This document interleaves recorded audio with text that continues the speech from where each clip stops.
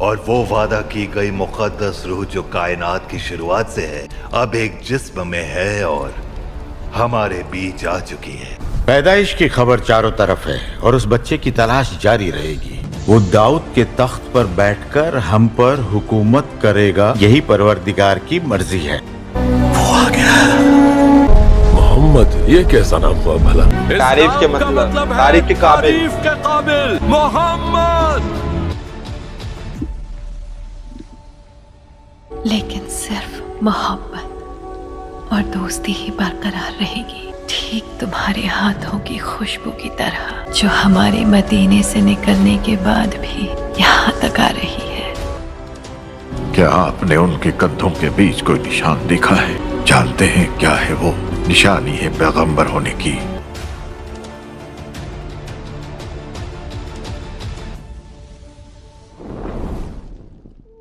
ये हज़रत मोहम्मद सल्लल्लाहु अलैहि वसल्लम के उम्र का 25वां साल था और आप मुल्क शाम से तिजारत के बाद मक्का वापस लौटे। मक्का आते ही आप हज़रत खदीजा के घर की तरफ रवाना हुए ताकि उन्हें नफ़ा के बारे में बताएं। ये ज़ोहर का वक्त था और सैयदा खदीजा औरतों के साथ घर के बालाखाना में बैठी थी। क्या देखती हैं कि मोहम्मद बिन अब्दुल्लाह अपने ऊँट पर तशरीफ़ ला रहे हैं और दो गैबी मखलूक उन पर साया किए हुए है। ये मशहूर कुन मंज़र देखकर सैयदा खदीजा हैरान रह गईं। आपकी साथी औरतों ने भी जब ये देखा कि इस चिलचिलाती धूप में सिवाय हुजूर के ऊपर साया के सिवा और कहीं साया मौजूद नहीं है। जब हुजूर सल्लल्लाहु अलैहि वसल्लम तशरीफ़ लाए तो हज़रत खदीजा ने इस्तकबाल किया और खुश आमदीद कहा। आप सल्लल्लाहु अलैहि वसल्लम ने हज़रत खदीजा को सफ़र शाम और तिजारती मुनाफा के मुतालिक बताया। सैयदा खदीजा हैरान थी क्योंकि इससे कबल उनके माल में इस कदर बरकत और मुनाफा कभी ना हुआ था। हुजूर साहब जाने से ना बहरहाल जब हुजूर वापस तशरीफ़ ले गए तो हज़रत खदीजा ने मीसरा से कहा कि क्या तुमने देखा कि मोहम्मद के ऊपर कोई हैरत अंगेज चीज़ साया कर रही थी? इस पर मीसरा बोला कि मैं ये मंजर सारे रास्ते देखते आया हूँ। मीसरा ने हज़रत खदीजा से वो बातें भी बयान की जो नस्तूर राहिब ने उससे कहे थे। नेज़ मीसरा ने हुजूर के इखलाक और नरम दिली की बहुत तारीफ़ की। इन तमाम वाक़यात ने सैयदा खदीजा को हद दर्जा मुतासिर किया और आपको हुजूर से बहुत लगाव पैदा हो गया। चुनांचा 3 माह के बाद हज़रत खदीजा ने आप सल्लल्लाहु अलैहि वसल्लम की तरफ एक खातून जिनका नाम नफीसा था पैगाम रसा बनाकर भेजा कि वो आपसे निकाह की ख्वाहिशमंद है। लिहाजा नफीसा हुजूर के पास आई और कहा, ऐ मोहम्मद, आप शादी क्यों नहीं कर लेते? जवाब में आपने फरमाया, भला मेरे पास क्या है कि मैं शादी कर सकूं? उसने कहा, और अगर आपको इसकी ज़रूरत ही ना पड़े बल्कि आपको माल दौलत इज़्ज़त हुस्न खूबसूरती और सब कुछ मिल जाए तो क्या आप कबूल कर लेंगे? आपने फरमाया, वो कौन खातून होगी? उसने कहा, वो खदीजा बिनते खवेल्द हैं। हुजूर ने पूछा, लेकिन ये कैसे मुमकिन होगा? हालांकि मैं एक गरीब आदमी हूँ और वो बहुत मालदार खातून है। इस पर नफीसा बोली कि मैं इसकी जिम्मेदारी लेती हूँ। हुजूर ने अपने चचा जनाब अबू तालिब को इस रिश्ते के मुतालिक बताया तो अबू तालिब ने भी यही मशवरा दिया कि ये रिश्ता आपके लिए निहायत ही मुनासिब और माकूल है क्योंकि खदीजा एक शरीफ, पाकबाज और अमानतदार खातून है। आप सल्लल्लाहु अलैहि वसल्लम के दूसरे चचाओं ने भी इस रिश्ते से इत्तफाक किया। लेकिन जब इस रिश्ते की खबर आपके चचा अबू लहब को हुई तो उसने आपसे कहा कि ऐ मेरे भतीजे, हमें अरबों में बदनाम न करना, तुम खदीजा के लायक नहीं हो। ये सुनकर हुजूर के चचा अब्बास अपनी जगह से उठ खड़े हुए और गज़बनाक होकर अबू लहब से कहा कि तुम एक घटिया और बद किरदार आदमी हो। खदीजा मेरे इस भतीजे के बारे में कौन सा एतराज़ कर सकती है? मोहम्मद दिलरुबा जमाल व कमाल के मालिक हैं। खदीजा कैसे खुद को मोहम्मद से बेहतर साबित कर सकती है? काबा के खुदा की कसम, खदीजा जितना भी मोहम्मद से महर चाहे मैं उसे मोहम्मद की तरफ से मुहैया करूँगा।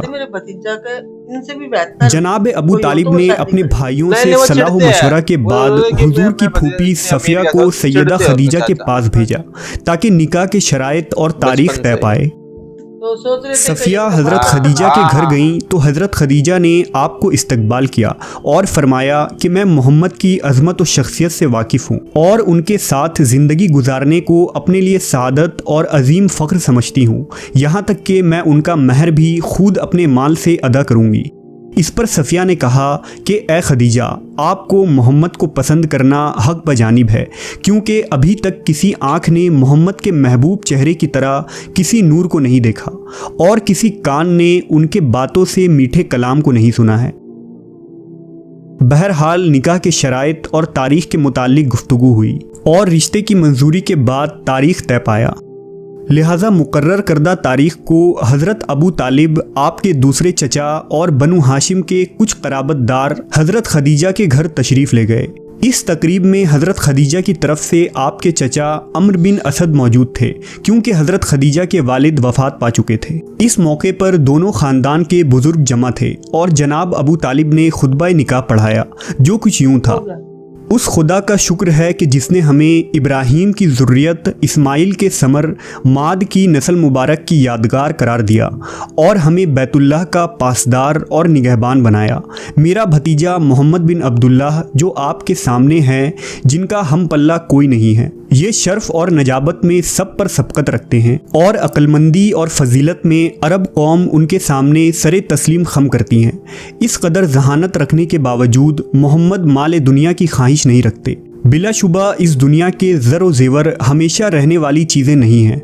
बहरहाल वो आपकी साहबजादी खदीजा बिनते खवेल के साथ निकाह का ख्वाहा है और हक के महर 500 सोने के दिरहम करार दिया जाता है।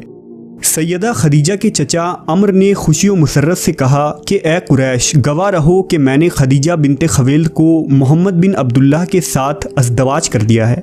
ये खुतबा इस कदर बेहतरीन और जामे था कि बाद में ये अरबी अदब का हिस्सा बन गया। खुतबा निकाह के बाद हज़रत खदीजा ने कहा कि मैं मोहम्मद की जानिब से उनकी महर भी अपने ही ज़िम्मा लेती हूँ।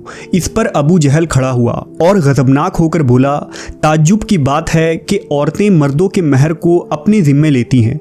इस पर जनाब अबू तालिब खड़े हुए और जवाब देते हुए फरमाया, जी हाँ, अगर कोई मर्द मेरे भतीजे के मानिंद हो तो औरतें सबसे गिरा कीमत महर को भी अपने ज़िम्मा लेती हैं, और अगर तुम जैसे मर्द हों तो औरतें गिरा कदर महर लिए बगैर निकाह के लिए राज़ी नहीं होती। बहरहाल निकाह के बाद हज़रत अबू तालिब का चेहरा खुशी से चमकने लगा और आपने खुदा का शुक्र अदा किया। हज़रत हमज़ा ने अहले मजलिस में दिरहम निसार किए। इसी दौरान लोगों में अतर की खुशबू फैल गई, लेकिन मालूम न हो सका कि किसने इस खुशबू को मुअत्तर किया है। यहाँ तक कि एक शख्स ने अपने साथी से कहा, ये खुशबू तुम्हें किसने लगाया है? उसने जवाब दिया, ये खुशबू मोहम्मद की ज़ात से आ रही है। निकाह के बाद जब मेहमान उठकर अपने घरों की तरफ जाने लगे तो हज़रत खदीजा हुजूर से मुखातिब हुईं और फरमाया, अपने घर की तरफ आएँ कि मेरा घर आपका घर है और मैं आपकी कनीज़ हूँ। हज़रत खदीजा ने अपने चचाजाद वर्का बिन नौफिल से कहा कि ऐलान करें कि जो कुछ खदीजा की मलकियत है, तमाम माल, ग़ुलाम और कनीज़ सब कुछ मोहम्मद को पेश कर रही हूँ कि जिस तरह चाहें उन्हें इस्तेमाल करें। इसके बाद जनाब अबू तालिब ने अहले मक्का के लिए एक बड़े वलीमे का एहतमाम किया जो 3 दिन तक जारी रहा और सहराई, शहरी, उमरा, शुरफा, गरीब व मुफलिस हर तरह के लोगों में खाने तकसीम किए गए। कुछ दिनों तक हुजूर हज़रत खदीजा के साथ जनाब अबू तालिब के यहाँ क़याम पजीर रहे और फिर हज़रत खदीजा के घर में मुंतकिल हो गए। खुद आगे रहने ओ बहुत जल्दी खत्म हो गई। ये कह रही हूँ कि उनको इतना ज्यादा प्यार हो गया था वो कि भाई सारी मिल्कियत, सारी अपनी प्रॉपर्टी उनको दे दी, महर तक भी खुद दिया, क्योंकि उसे प्रॉपर्टी से नहीं उनसे प्यार था। और ये कहा भी जैसे मर्जी चाहे इस्तेमाल करिए। कनीज बोल दिया, कनीज, मैं अब आपकी कनीज हूँ, और जो भी उनका था सब उनको दे दिया।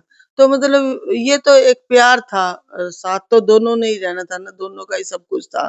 तो उनकी सुंदरता और उनकी अच्छाइयों को देख कर कैसे वो कायर हो गई थी।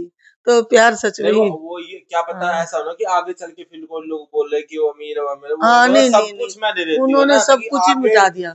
उस जमाने का मतलब जमाना है जहालत, ठीक है, कोई सिखाना जब कुछ ना करते, ऐसा उनके मन में वो आया होगा ये सब कुछ दे देते पहले ही, है कि नहीं?